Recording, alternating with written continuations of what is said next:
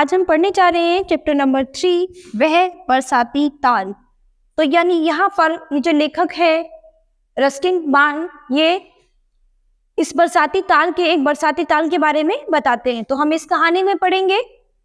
मैंने ये कभी भी नहीं सोचा था कि हमारे घर के पिछवाड़े जो बारिश का पानी जमा होकर ताल सा बन जाता है, उसमें दलदल और कभी कभार भैंसों के सिवाय कुछ और भी होता होगा।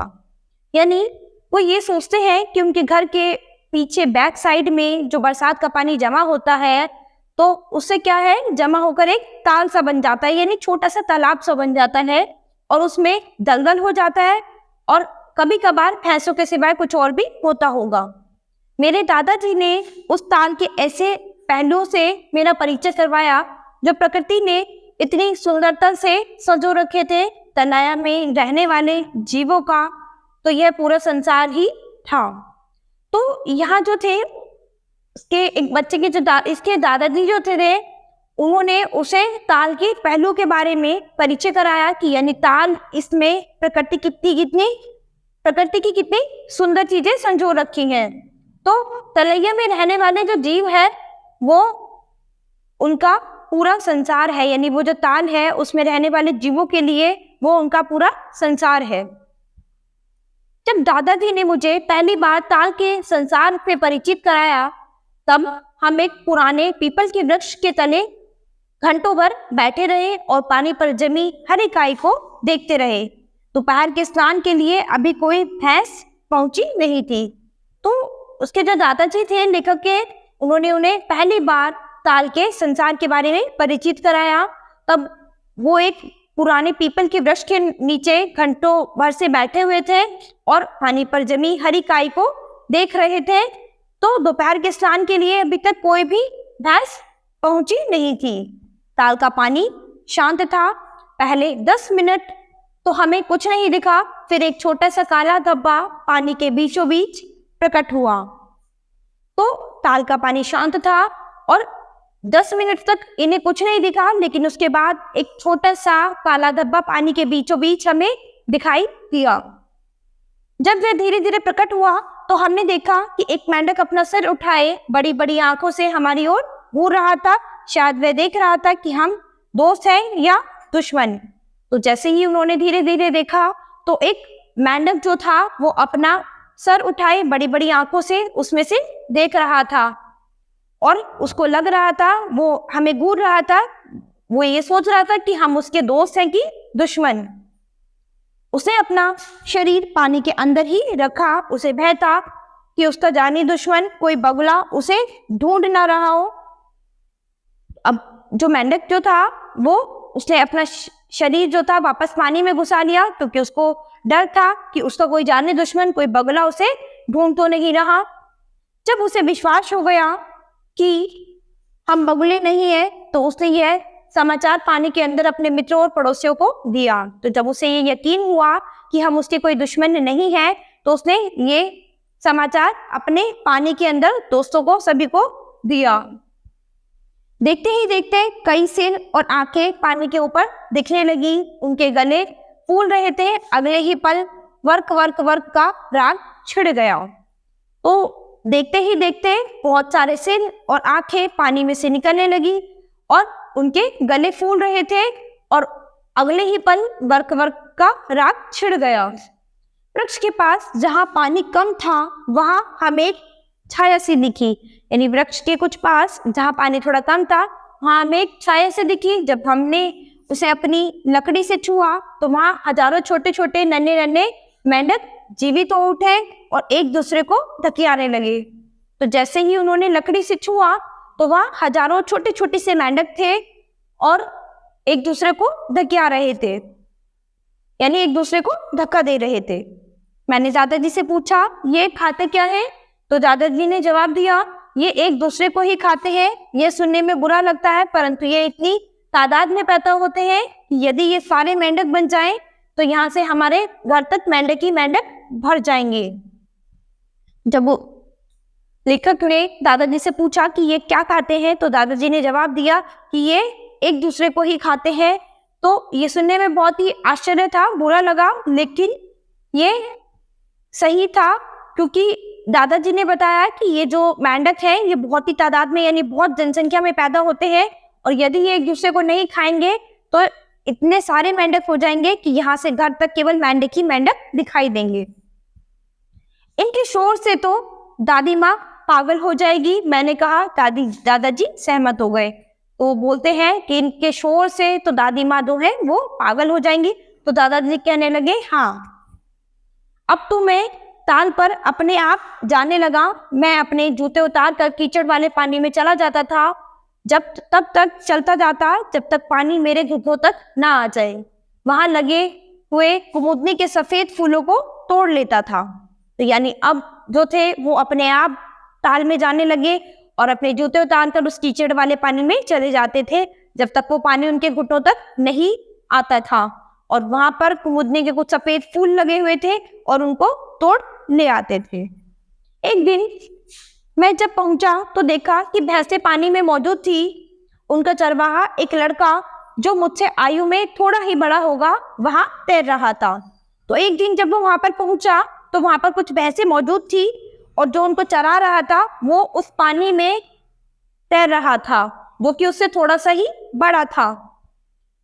वह किनारे पर ने लौटकर पास की किसी भैंस की पीठ पर चढ़ जाता और अपने सामने शरीर से भैंस के ऊपर लेटकर गाने लग जाता। तो यानी वो जो चरवाहा था जो भैंसों को चरा रहा था, तो वो क्या करता था, भैंस की पीठ पर चढ़ जाता और आप अपने सामने शरीर से भैंस के ऊपर लेटकर गाने गाने लगता था, यानी उस पर लेटकर वहां पर गाने गाता रहता था।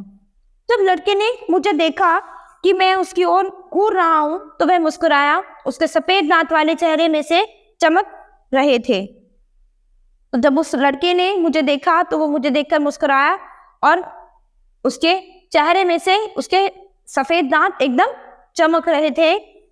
मैंने जब उसे बताया कि मैं तैरना नहीं जानता तो उसने मुझे सिखाने का वादा किया। अपनी भैंस की पीठ पर से पानी में छलांग लगाकर वह मेरी और तैरकर आया। तो जैसे ही मैंने उसे बताया कि मुझे तैरना नहीं आता तो उसने मुझसे वादा किया कि मैं तुम्हें तैराकी सिखाऊंगा, और वो अपनी भैंस की पीठ पर बैठकर एकदम छलांग लगाकर मेरे पास आया।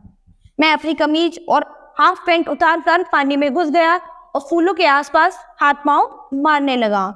तो मैं अपनी कमीज और हाफ पैंट उतार कर पानी में घुस गया और फूलों के आसपास हाथ पैर मारने लगा, यानी तैराकी सीखने लगा।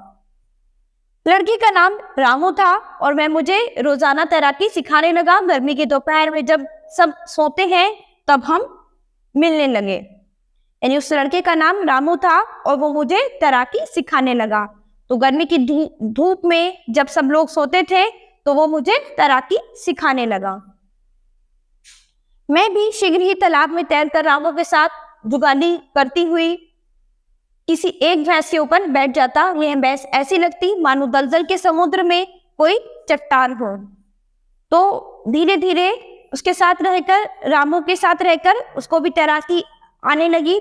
तो वो भी भैंस के ऊपर बैठते हुए जुगाली करते हुए उसे ऐसा लगता था कि जैसे वो भैंस की पीठ पर जैसे ही बैठता था तो उसको ऐसा लगता था मानो दलदल के समुद्र में कोई चट्टान हो, यानी कोई दलदल का समुद्र है और उसमें एक चट्टान खड़ी है और वो उसके ऊपर बैठे हैं।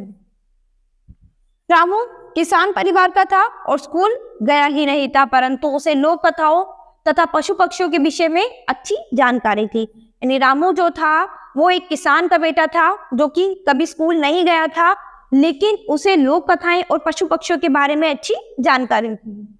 मुझे भी भैंसें अच्छी लगती थी। कभी कभी हम दोनों अलग अलग भैंस पर चढ़कर दौड़ लगाया करते, परंतु भैंस बहुत सुस्त जीव है, इसलिए एक आरामदेह स्थान से दूसरे आरामदेह स्थान तक ही जाती है। तो यानी उसे भी, लेखक को भी भैंस बहुत अच्छी लगती थी और ये जो दोनों थे अलग अलग भैंस पर चढ़कर दौड़ लगाया करते। लेकिन भैंस जो थी वो बहुत ही सुस्त जीव है और उसकी जो देह है वो बहुत ही आरामदेह थी, तो वो केवल एक स्थान से दूसरे स्थान तक ही जा पाती थी। कभी उनका दौड़ लगाने का मन नहीं होता था तो वो वहीं लुढ़क पड़ती और हम दलदल और काई में गिर जाते।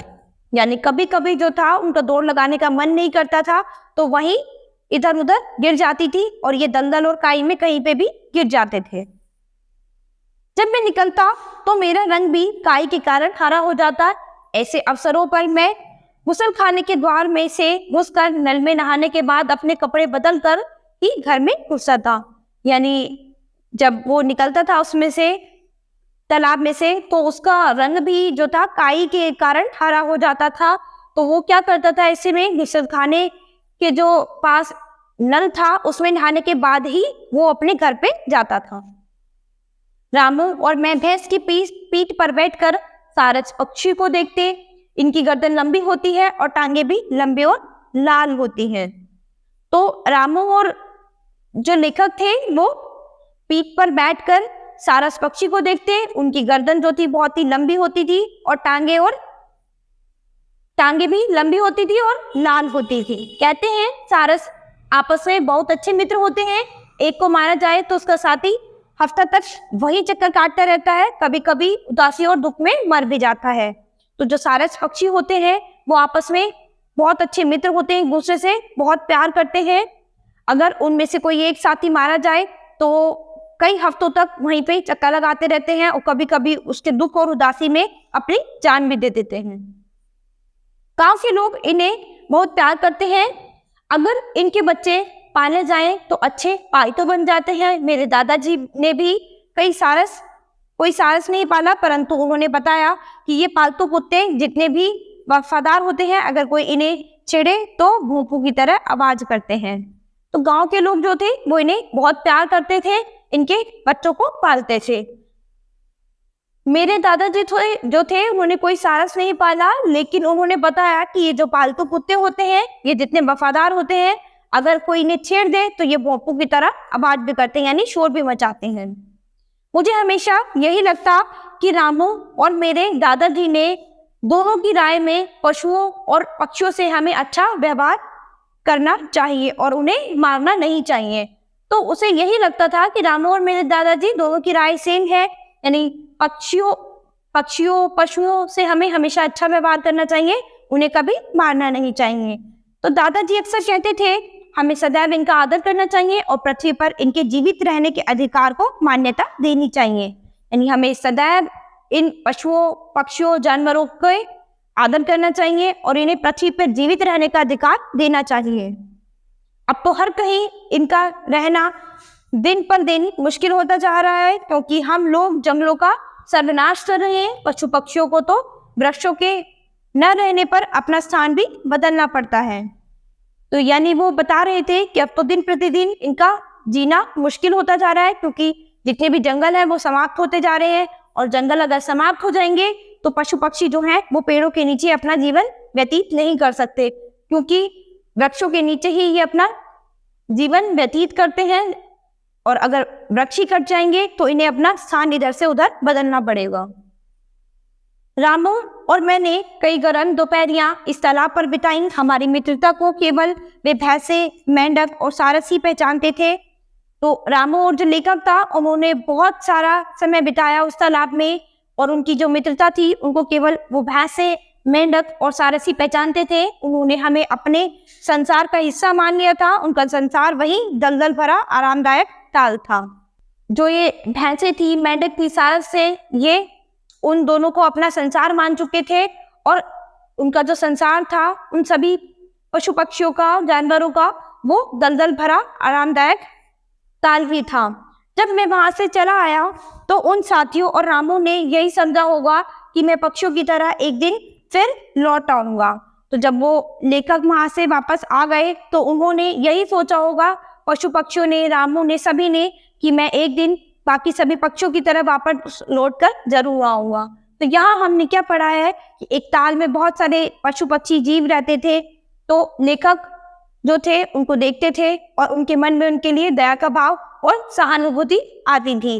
तो यहाँ जो था वो लेखक जो था उसको एक दोस्त मिला रामू, तो वो उसके साथ मिलकर वहां पर बहुत सारा समय बिताते थे। तो ताल में रहने वाले जो पशु पक्षी जो जीव थे वो उनके मित्र बन गए और वो उनके साथ बहुत अच्छा व्यवहार करते थे। यानी हमें सभी पशु पक्षियों और जानवरों के साथ बहुत ही अच्छा व्यवहार करना चाहिए उनको हमेशा मदद करनी चाहिए।